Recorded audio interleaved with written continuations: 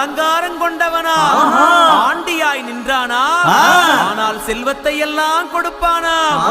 அப்படிப்பட்ட முருகனவன் ரொம்ப ரொம்ப சின்னவனா சுவாமி. சின்ன சின்ன